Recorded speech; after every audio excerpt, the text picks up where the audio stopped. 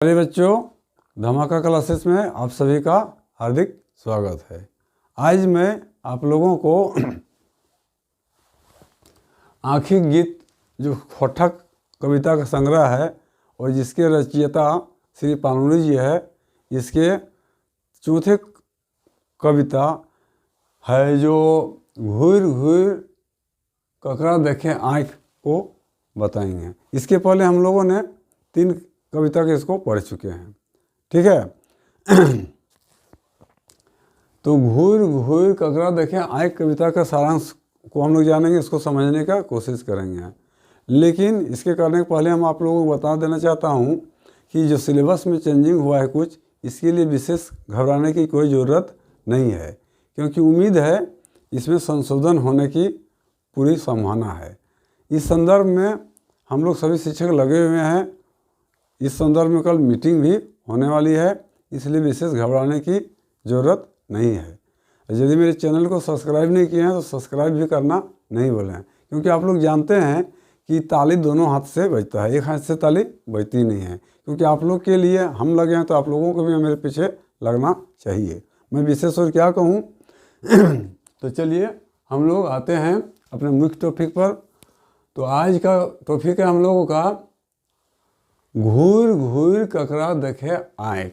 घूर घूर ककरा देखे आँख, ये कविता जो है, ये कवि है छायावादी। ये कविता इतना रोमांटिक ढंग से कवि लिखता है कि जो हम लोग पंक्ति देख रहे हैं उससे कुछ अलग ही कवि के मनोभाव रहता है। वो कुछ अलग टाइप की चीज़ को प्रदर्शित करना चाहता है, इसलिए ध्यानपूर्वक इसको समझना है। देखने में तो कविता बहुत आसान लगता है कि आसान भाषाओं में लिखा हुआ है, लेकिन कवि जो होता है बहुत भावुक होता है। वो किसी चीज़ के गहराई को बड़ी ढंग से वो परखता है, निरखता है, उसके बाद कविता लिखता है। इसलिए कवि के भाव को समझना उतना आसान नहीं होता है। चलिए हम लोग इसको समझने का कोशिश करता है। यहाँ कह रहा है घूर घूर ककरा देखा। इसका मतलब पहले हम लोग समझेंगे।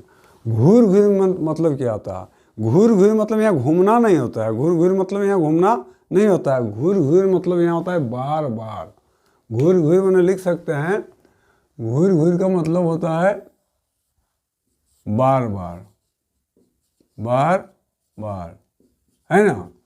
तो पहले हम लोग कविता को पढ़ लेते हैं, उसके बाद इसके मानों को देखेंगे और इसके अर्थ को समझेंगे। कह रहा है घूर घूर ककरा देखे आँख, पागल ऐसन ताइक, ककर रूपे आलो सदा धरती झरे, गिरी मलक शिखर देसे महासागर तटे, पुलक मगन पाखी गावे मोदक छवि आँख, ककर पाने हृदय टाने, भरे अमृत काने, कौन रूपे अद्भुत छटा फूटल नदी के बाने, ककर खोजल पागल अलिकुल रसे भिंजल पाए। देखिए कवि कितना रहस्यमय ढंग से कुछ समझाने को हम लोग को कोशिश कर रहा है। कह रहा है घूर घूर ककरा देखे आँख, पागल ऐसन ताके। यहाँ कवि कहना चाह रहा है कि जो आँख है बार बार बार बार पागलों की भांति किसको देख रहा है। कवि सोच रहा है, मन में कल्पना में कर रहा है। यहाँ देखे मीन्स में देखना भी होगा और यहाँ जिज्ञासा भी हो सकता है। यहाँ देखेगी मीन्स क्या होगा? जिज्ञासा। जिज्ञासा जिज्ञासा किसको बोलते हैं? मैंने जो जानने की इच्छा है ना। कवि के मन में, कवि के हृदय में तरह तरह के प्रश्न उठ रहा है। कवि के मन में तरह तरह के प्रश्न उठ रहा है। कह रहा है कि आँखें बार बार किसको देखना चाह रही है। माने कवि के कहने का तात्पर्य हुआ कि उसके हृदय में तरह तरह के प्रश्नों का उद्गार हो रहा है, उसको कवि यहाँ प्रकट करना चाह रहा है। वो इसका आँखें, उसका हृदय पागल ऐसन तक, ऐसन माने भी लिख सकते हैं। ऐसन माने इस तरह, ऐसन मतलब होता है इस तरह। ताइक मतलब देखना होता है, ताइक माने भी देखता है। कह रहा है कि जो आँख है पागलों की भांति किसको बार बार देख रहा है। कवि के कहने का तात्पर्य जो है, कवि के मन में जो भावना उठ रहा है इस प्रकृति के उपादानों को। प्रकृति में बहुत प्रकार के उपादान है, क्योंकि प्रकृति जो है हम लोगों को सौंदर्य से भरा हुआ है। बहुत प्रकार हैं, सूरज की किरणें जैसे चमक रही है, पेड़ पौधा नाना प्रकार के पक्षियों का कलरव, ये सब क्या है, कवि को आनंद पहुंचा रहा है। सब के जैसे सुबह हुआ तो पूर्व दिशा में क्या होता है, लालिमा छा जाती है, आनी आकर्षित करती है, अपनी सुंदर किरणें बिखेरती है। सुबह जैसे ही होता है तो हम लोग क्या देखते हैं, नाना प्रकार के पंछी अपनी अपनी बोलियों में वातावरण को गुंजायमान कर देती है, मतलब गूंजने लगता है। जैसे कोयल कुहकने लगती है, कौवा काँव काँव करने लगती है, चिड़िया चहचहाने लगती है। कहने का तात्पर्य हुआ कि प्रकृति के सौंदर्य को देखकर कवि का हृदय कुछ भावुक सा हो जाता है। वह जिज्ञासा करने लगता है कि आखिर ऐसा क्यों हो रहा है, सब कौन कर रहा है। ठीक है, तो वही वाला कहता है पागल ऐसा होता है, मैंने पागल ऐसा देख के बार बार आँख किसको देख रहा है। ककर रूपक आलो सदा धरती झरे, बोलता है किसका रूप का आलो, मतलब कह रहा है, यहाँ इंगित कर रहा है सूरज को, किसका किरण यहाँ जो पड़ रहा है, जिसके कारण इस धरती में क्या हो जाता है, आलो। आलो मीन्स क्या होता है, प्रकाश। आलो मीन्स लिख सकते हैं, आलो मीन्स प्रकाश। क्योंकि रात में जब अंधेरा रहता है तो अब जब सुबह होती है तो सूरज की किरणें जब निकलती है तो ये पूरा पृथ्वी, ये पूरा प्रकृति उजालामान हो जाता है, मतलब प्रकाश दीप्त हो जाता है।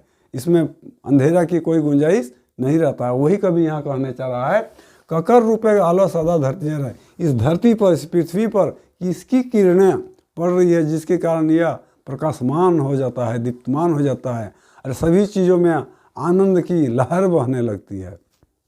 ठीक है, फिर कहता है गिरिमालक शिखर जैसे महासागर तट हैं। यह जो हम लोगों का पृथ्वी है, ये विराट है, बहुत विराट है, बहुत बड़ा बोलता है। इसी को बोलता है गिरिमालक शिखर। गिरिमालक मीन्स क्या होता है, गिरिमाला में लिख सकते हैं पर्वतों की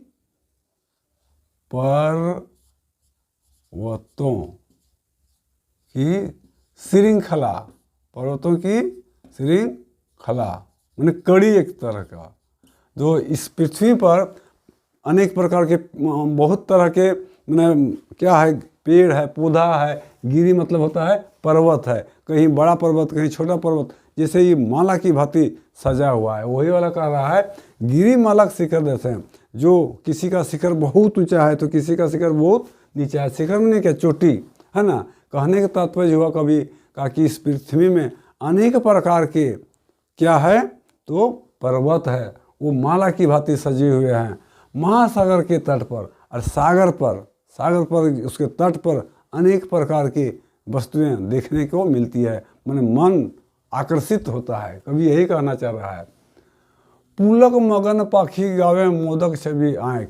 पुलक मगन पाखी, यहाँ के जो पशु पंछी सब है, जैसे मोर हुआ, कोयल हुआ, पपीहा हुआ, अपनी मधुर वाणी को बिखरती है जब प्रकृति में, तो लोग खुशी से भर उठता है, कभी का मन आनंदित हो जाता है। वही वाला कहता है पुलक मगन पाखी गावे, वो अपना खुशी होकर क्या करती है, गीत गाने लगती है, पुलकती है। मोदक छवि आँख, और आँखों के नशा को वह मानो आँख को मना एक तरह की नशा चढ़ जाता है। वही बोलता है छवि आँख, उसका आकृति, उसका दृश्य को देखकर कवि का मन बहुत प्रफुल्लित होता है। वही बोलता है मोदक छवि आँख, आँख के लिए वह एक नशे की भांति हो जाता है, उस दृश्य को देखकर हृदय गदगद हो जाता है। ककर पाने हृदय दाने भरे अमृत काने, बोलता है किसको पाने के लिए, पाने माने पीने के लिए, भरे अमृत काने, यह हृदय है किसका पान करने के लिए, किसको पीने के लिए उधर आकर्षित हो रहा है। टान माने क्या, खिंचाव होता है, टान मीन्स होता है खिंचाव। कह रहा है कवि कि ककर पाने हृदय टाने, हृदय में किसको पीने के लिए, माने किसको पाने के लिए मेरा हृदय उधर आकर्षित हो रहा है, मतलब पाना चाह रहा है। भरे अमृत कहना, और जैसे अमृत कहना, अमृत में कोई, जैसे हमारे मन में क्या, हृदय में अमृत बरसा रहा है। अमृत माने क्या होता है, जो कभी भी नाश नहीं होने वाला है। कहने का तात्पर्य यह कवि का कि हमारे यहाँ जो इतने सुंदर सुंदर सौंदर्य दृश्य, नदी नाला पहाड़ झाड़ है, यह कौन है, ये किसके चलते हो रहा है। कवि के मन में इस तरह हो रहा है। जो मेरे कानों में अमृत का वर्षा कर रही, मैंने कान में अमृत डाल रहा है और हृदय में रसोत्पादन करने के लिए हृदय किसी की ओर आकर्षित हो रहा है। कौन रूपक अद्भुत छटा फूलक नदी बाने, बोलता है कि कौन रूपक, रूपक मतलब किस प्रकार के, कौन रूपक मतलब किस प्रकार के,